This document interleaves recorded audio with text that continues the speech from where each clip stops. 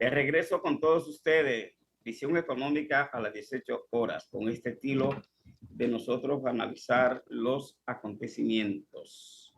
Quiero comentarle sobre un tema de mucho interés geopolítico y un tema que yo le estoy llamando la cárcel geopolítica y mediática. Me refiero a la guerra entre Rusia y Ucrania. Ya llevamos un buen tiempo, ya le habíamos alertado, y no yo, sino le habían alertado los expertos internacionales, que ese por conflicto bélico no se iba a terminar en meses y que probablemente se fuera al mediano plazo y quién sabe si hasta el largo plazo la guerra entre Rusia y Ucrania. El comentario que yo quiero hacer es el siguiente. La guerra está cogiendo un giro totalmente distinto. Todo indica, y los expertos internacionales están señalando esto, de que el objetivo central en esta coyuntura de Rusia ya no es mantener el control sobre los territorios ni del territorio de Ucrania. Las áreas que le interesaba ya tiene cierto dominio, ha tenido fuerte resistencia por parte de Ucrania, pero como que el impacto que le interesaba generar de cara a una provocación a la geopolítica internacional ya lo logró. Definir los aliados y los enemigos en ese proceso ya también lo logró. Es aclarar en la OTAN cuáles están de acuerdo con Estados Unidos y cuáles no están de acuerdo con Estados Unidos y cuáles se avisoran que están de acuerdo con Rusia. El hecho es de que la perspectiva de usar la OTAN como el mecanismo de fuerza para contrarrestar a Rusia tiene sus dificultades porque no tener el apoyo directo de Francia y otros países, eso por supuesto, y entre esos otros países yo voy a mencionar a China y a Japón, ¿verdad? Y sobre todo a China, en este caso, le ha creado cierta fisura y ciertas situaciones. El primer objetivo de Rusia se logró, que era obviamente convulsionar, es decir, crear una situación al interior de Ucrania para controlar territorio, controlar el asunto del suministro de combustible.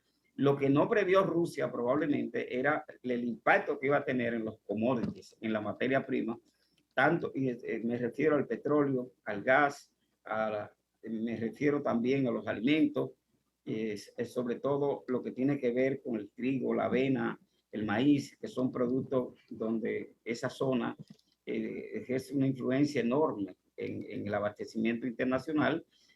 No previó posiblemente todo lo que iba a pasar. El impacto que eso tuvo en los flujos de commodities a nivel de los puertos ucranianos y las zonas aledañas tampoco como que se había previsto. Sin embargo, esto conmocionó parte de la economía internacional. Entonces termino el comentario con dos elementos que quiero hacerles saber.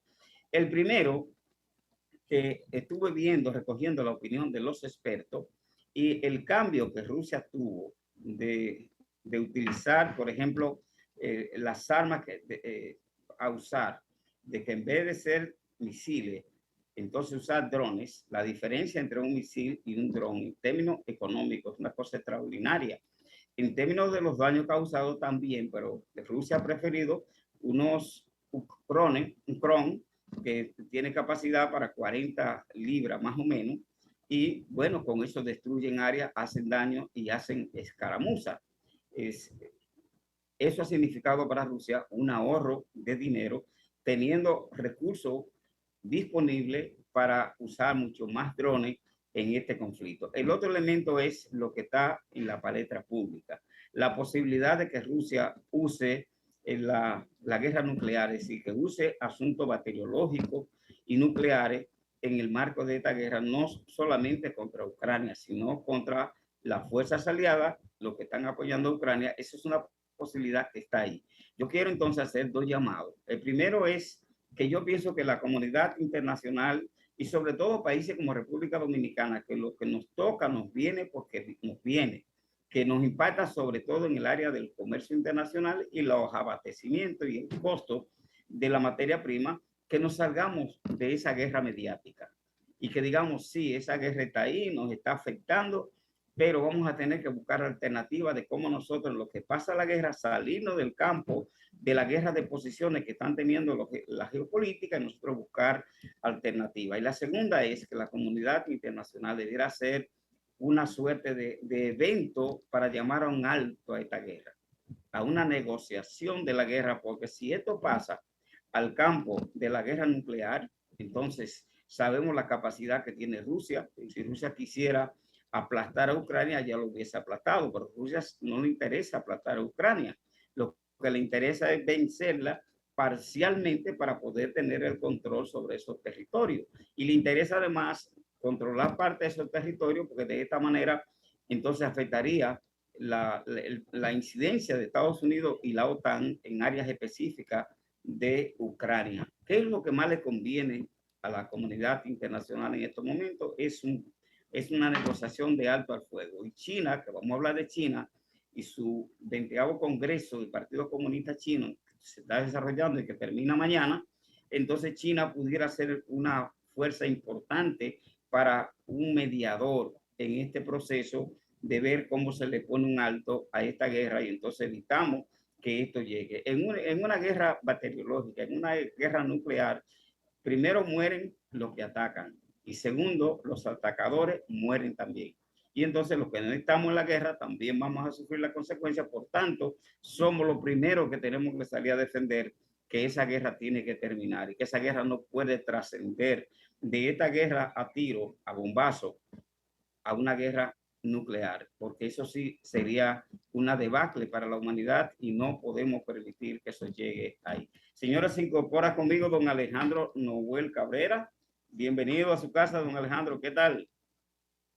Bueno, buenas tardes, amigos televidentes. Eh, con mucho trabajo, pero gracias a Dios, con el deseo siempre de estar con ustedes cada viernes.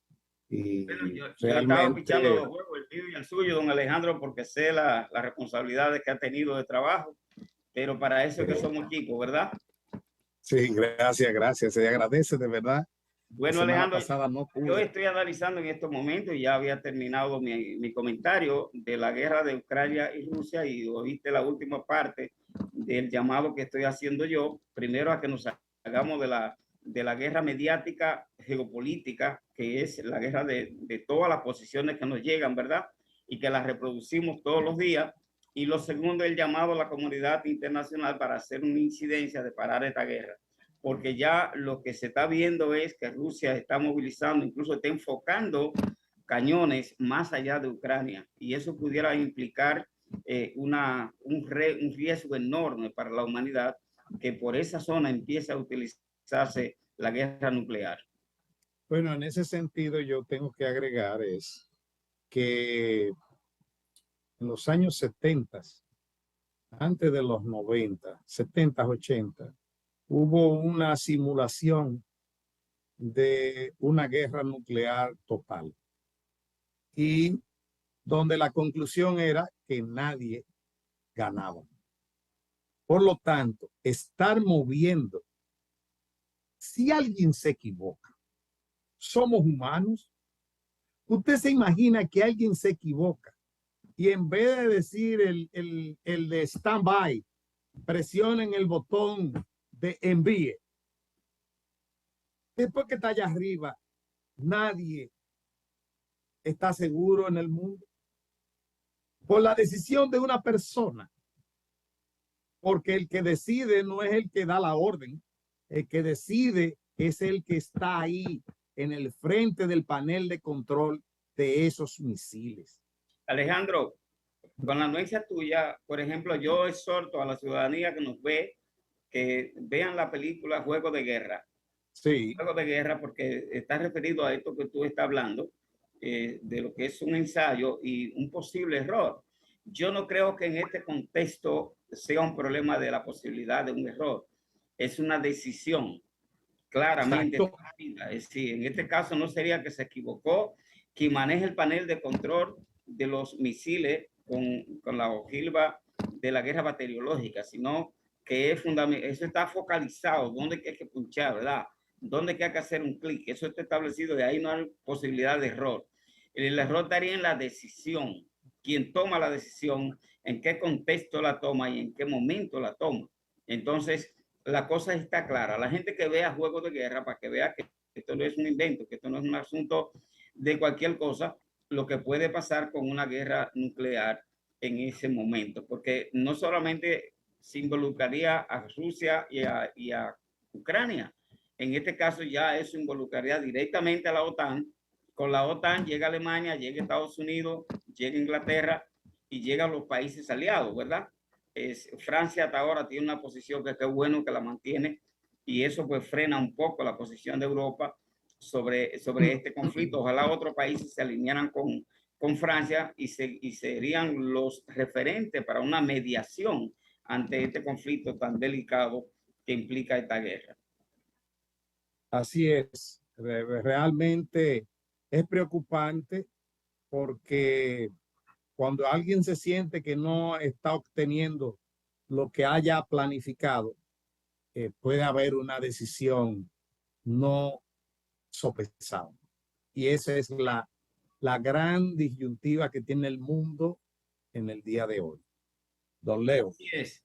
Bueno, el otro tema que está en la carpeta de nosotros tiene que ver con la nueva modalidad de la ocupación en Haití. Todo el mundo está esperando una decisión de la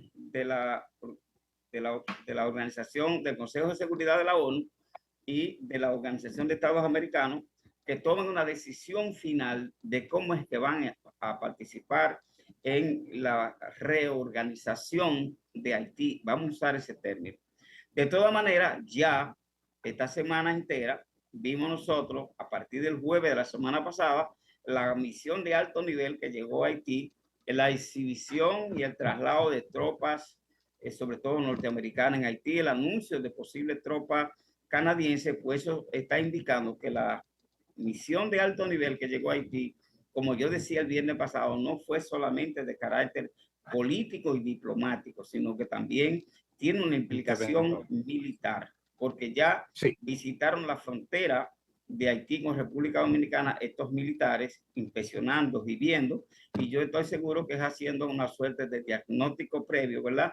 Para entonces orientar sobre cuáles son los pasos que en el área de la seguridad, en el área de la inteligencia, la contrainteligencia, en el área militar que debe tomarse para controlar la situación de Haití. Vamos a una pausa comercial y regresamos a Visión Económica en este viernes.